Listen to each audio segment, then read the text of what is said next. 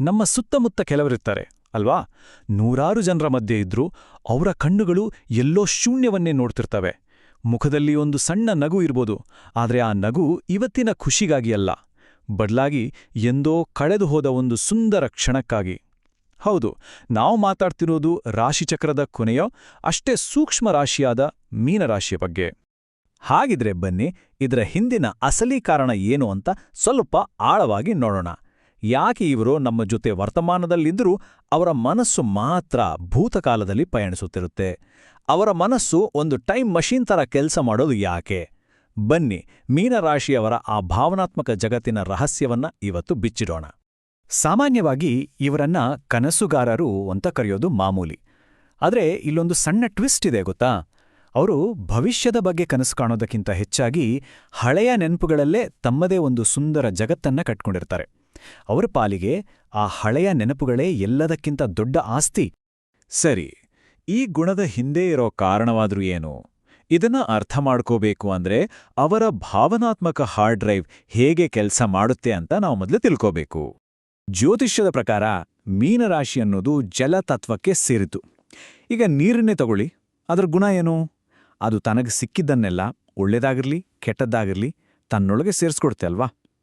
Teak ಹಾಗೆಯೇ ಮೀನರಾಶಿಯವರು ಕೂಡ ತಾವು ಅನುಭವಿಸಿದ ಪ್ರತಿಯೊಂದು ಕ್ಷಣದ ಭಾವನೆಯನ್ನ ತಮ್ಮೊಳಗೆ ಅಚ್ಚೊತ್ತಿಟ್ಕೊಳ್ತಾರೆ. ಇದೇ ಅವರ ಅತಿ ಸೂಕ್ಷ್ಮ ಸಂವೇದನೆಗೆ ಮೂಲ ಕಾರಣ. ಅವರ ನೆನಪಿನ ಶೈಲಿಯೇ ತುಂಬಾನೇ ವಿಶೇಷ.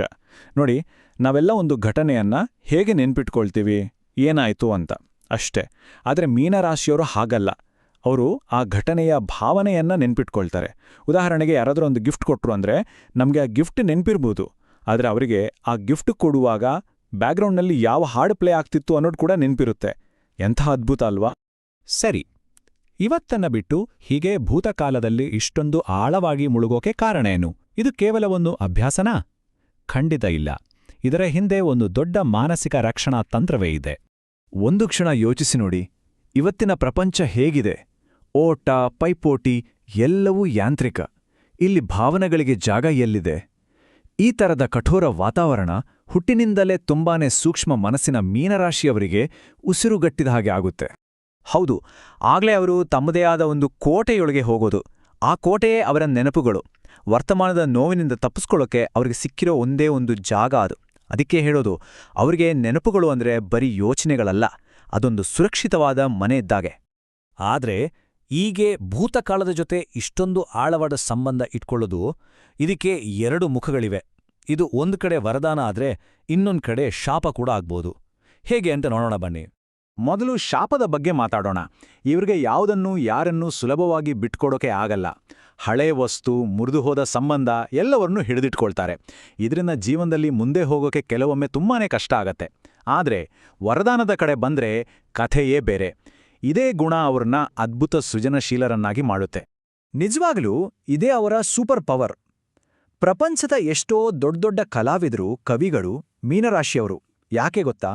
ಯಾಕಂದ್ರೆ ಅವರು ತಮ್ಮ ಹಳೆಯ ನೋವು, ಖುಷಿ, ವಿರಹ ಎಲ್ಲವನ್ನೂ ಒಂದು ಸುಂದರ ಕಲೆಯಾಗಿ ಬದಲಾಯಿಸೋ ಶಕ್ತಿ ಹೊಂದಿದ್ದಾರೆ.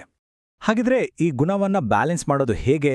ಮೀನರಾಶಿಯವರು ಏನ್ ಮಾಡ್ಬೋದು? ಅವರ ಅಕ್ಕಪಕ್ಕರವರು ಹೇಗೆ ಸಹಾಯ ಮಾಡ್ಬೋದು? ಬನ್ನಿ, ಕೆಲವು ಸಲಹೆಗಳನ್ನ ನೋಡೋಣ.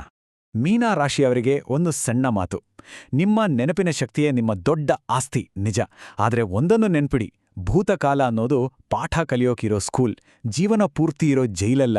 ಹಳೆ ಫೋಟೋ ಆಲ್ಬಮ್ ನೋಡಿ ಖುಷಿಪಡಿ, ತಪ್ಪೇನಿಲ್ಲ. ಆದರೆ ಅದನ್ನು ನೋಡ್ತಾ ನೋಡ್ತಾ ಇವತ್ತು ಮೂಡೋ ಸೂರ್ಯೋದಯವನ್ನ ಮಿಸ್ ಮಾಡ್ಕೋಬೇಡಿ. ಇನ್ನು ನಿಮ್ಮ ಸ್ನೇಹಿತರು ಅಥವಾ ಕುಟುಂಬದಲ್ಲಿ ಯಾರಾದ್ರೂ ಮೀನರಾಶಿಯವರಿದ್ರೆ ಅವರು ಸುಮ್ಮನೆ ಯೋಚನೆ ಮಾಡ್ತಾ ಕೂತಾಗ ಯಾಕೆ ಹೀಗೆ ಅಂತ ಕಿರಿಕಿರಿ ಮಾಡ್ಕೋಬೇಡಿ. ಅವರು ತಮ್ಮದೇ ಪ್ರಪಂಚದಲ್ಲಿರ್ತಾರೆ.